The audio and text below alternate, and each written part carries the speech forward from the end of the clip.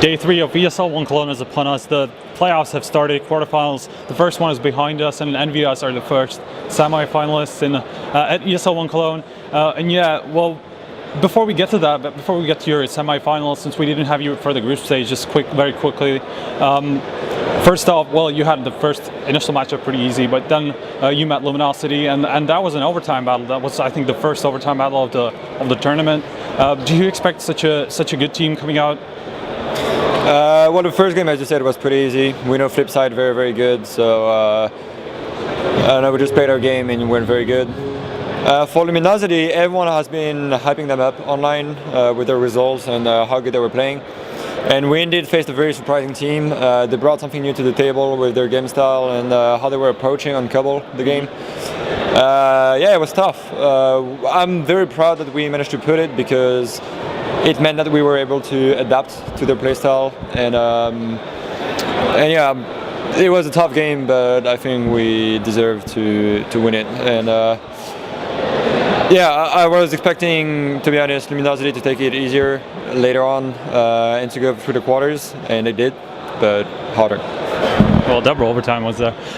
Yeah. Anyway, next up was Navi. At first, what did you think about the matchup? Well, it's the first time we faced them in a major. It's good for us because we've been winning every time so far, and we like that matchup. We like the players and to play against them. We know how they are, we know how they play, and they have their own game style. And if you know them very well, then you can adapt as well pretty quickly. So yeah, it's the same old Navi again, you know, facing them. That was what we thought about the matchup. Yeah, you were talking about adapting to the playstyle. Yeah, and we could have noticed some of the hints of your adaptation. For example, in Inferno, they were up really high, and then you kind of adapted to it, and you started pushing out from halls later in the round. So was that something that you've talked about before the match? Was that something you've figured out from Navi's side? Well, actually, we tried something new with the T side. We were playing very packed and left and right. So our T side was like 7 rounds, not too bad. We couldn't pull the strings together, otherwise it would have been better for us, I guess. Regarding the city side and the comeback, I know they have a very good early side, and then we knew that if we were to take 1 or 2 perfect rounds without dropping many weapons, we had a shot to come back and do what we did.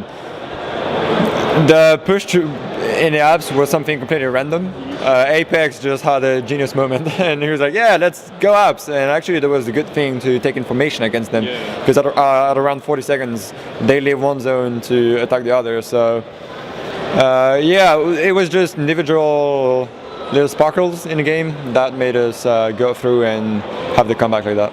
Yeah, it's a similar thing on Mirage, really. It was 8-1 to them as terrorist side, and you had another street, like 12 rounds, I think it was, and then they won one and they lost one again for the match point, basically. So yeah, what can you tell us about that map? What do you think happened after that point, after that 8-1? I think that we had a very shaky city side. Obviously, we were down 8-1. We managed to come back 8-7, which is big, but the early side was obviously hard because the sound conditions are not perfect here. So for the guys in A, it was a bit tough, but we didn't play the map that much. The few things we worked on were good and working, so our T side just surprised them, I guess. And it's going to be harder to do that again, but we'll see how it goes. I don't know, we played good games. All the rounds we needed to win were ours, so happy about the game overall. Yeah. How does it feel to be playing in a stage like this? It's probably even bigger than Katowice, basically, and yeah, how does it really feel being inside that game? You have to feel it, even though you have the noise closing headsets. Yeah, well, the craziest parts were during the warm-up time, where the stage manager was like hyping everyone up, and we had to go from the back to the stage.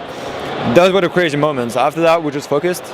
And obviously it makes a special feeling when you win against such a crowd that is very hyped and very loving the game. So unique feelings, just chills while playing, chills now talking about it, and really looking forward to play tomorrow. Yeah, tomorrow semifinals. It's going to be either TSM or King Win, if I recall correctly. Which one of the matches would you like, and which one? Just like talk us through both of the matches, how they would go, and who would you like to play more? Yeah. Well, I think King Win is the weakest team out of the two. So obviously, if I would have to choose one, I would pick them. But I'm expecting TSM to go through. Their game style matches King Win pretty well, and. Regarding the Danish guys, we faced them at IM. We were very hot at that point. We had everything going and clicking. All the players were very good skill-wise, and yeah, we're just very focused. And the first event as a team, so you have something special going. If we can carry that on, I think our game style is quite good against them, and I think we can match them up good. So.